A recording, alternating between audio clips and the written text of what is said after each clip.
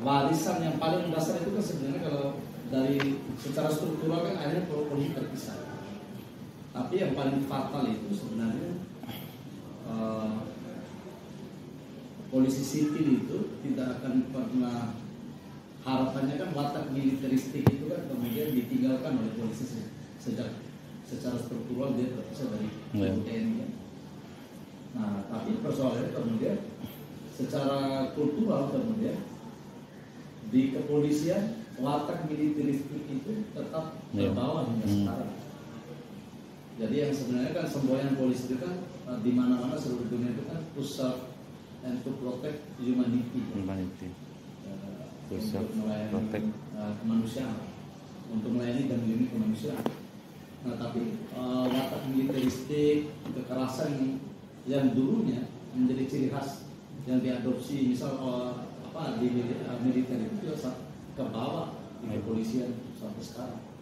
Karena memang generasi-generasi yang menyusun strategi maupun pengembangan Polri itu adalah warisan pendidikan yang memang dulu yang akabri. Akabri. Ya. Nah, itu yang menjadi persoalan. Nah, kurikulum akhirnya kan kurikulum watak perpolisian itu tidak pernah hilang dari ciri-ciri militeristik yang mengedepankan cara-cara kekerasan. Nah, ya akhirnya kan di tubuh Polri sendiri mendua kan dalam hal apakah sepenuhnya apakah kita ini harus berganti baju yang seolah-olah misalnya yang dulu kita sangat militeristik ke polisi sipil demokratis. Nah, ini susah ditinggalkan. Ya misal yang paling sederhana saja, misalkan tugas-tugas sipil ini kan nggak harus jadi seolah-olah ketika ada kritik kemudian seolah-olah kan menyerang institusi Polri secara keseluruhan. Tapi sebenarnya kan spirit reformasi Polri itu kan sejak awal dia pelayan demokrasi karena dia merupakan etalase sebuah bangsa kan kira-kira begitu. Dia pelayan ketertiban, bukan pelayan rejim. Tapi persoalannya kemudian yang harusnya dia jadi reformasi semakin matang, reformasi kan seiring itu juga kan polisi. Makin demokratis kan. Nah, tapi itu tidak terjadi di institusi kepolisian. Memang ada riset yang salah satu riset kalau nggak salah itu yang dikeluarkan oleh Kusmayati siapa namanya, yang melakukan kenapa polisi itu tidak bergerak ya atau tidak meninggalkan doktrin yang sifatnya militeristik itu ke polisi sipil demokratis. Saya lupa baca apa saja faktor-faktor yang menyebabkan itu gitu sehingga dia stagnan. Nah, padahal gitu polisi sipil kan nggak harus misal dia misal kalau dia mau mereformasi sebenarnya dia nggak boleh lagi seperti sekarang. Misal dia sifatnya uniform, harusnya soal keamanan itu kan erat dengan keputusan politik yang dipilih secara demokratis.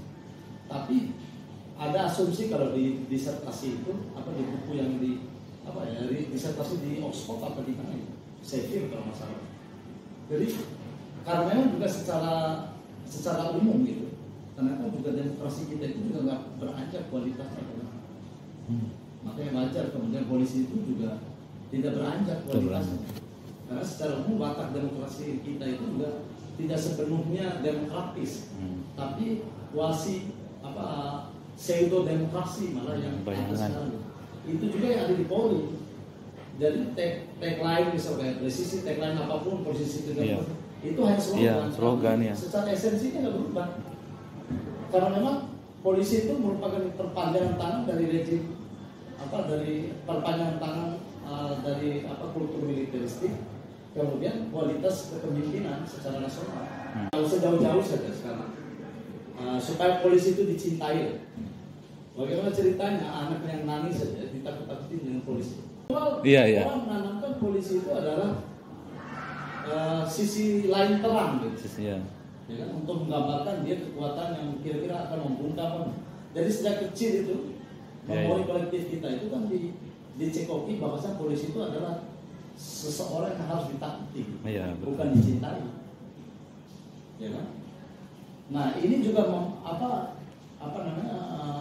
akhirnya kan di bawah sadar masyarakat kita sampai sekarang.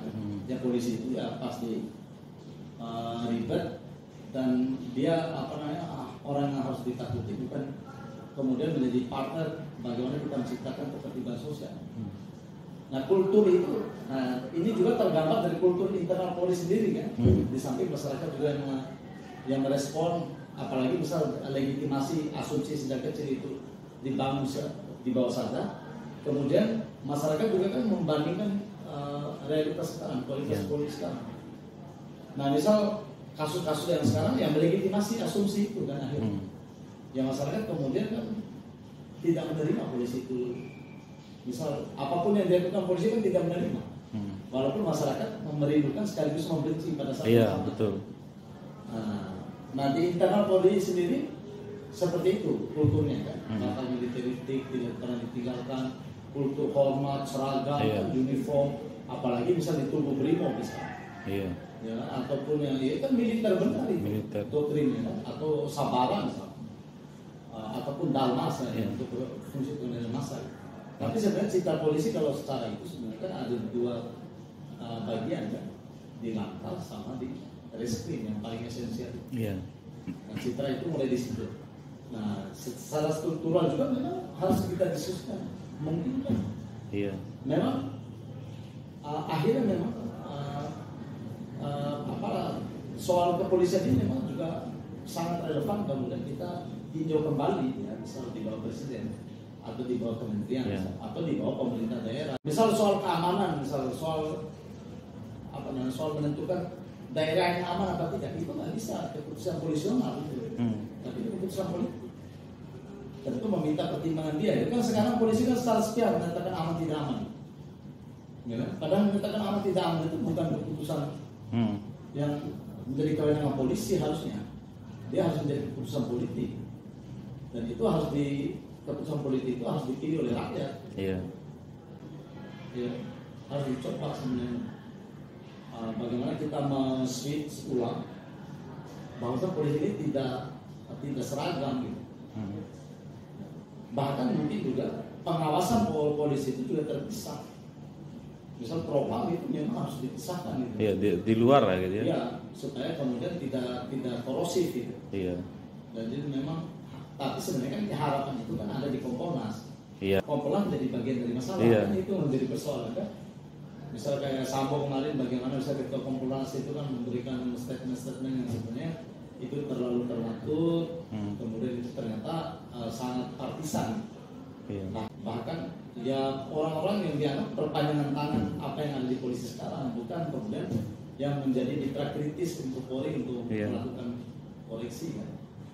Jadi kan secara struktural memang juga harus kita mulai pikirkan kan secara struktural, apakah di bawah Polri, di bawah Mendagri atau di bawah pemerintah daerah. Iya.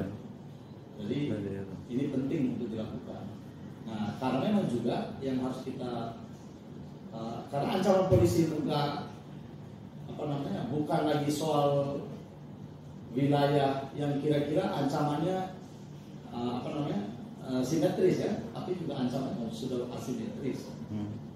Nah, misal bagaimana dia harus berubah gaya perpolisiannya dari satu gaya perpolisian otoriter ya, atau yang watch police kan, yang jadi polisi itu selalu memantau.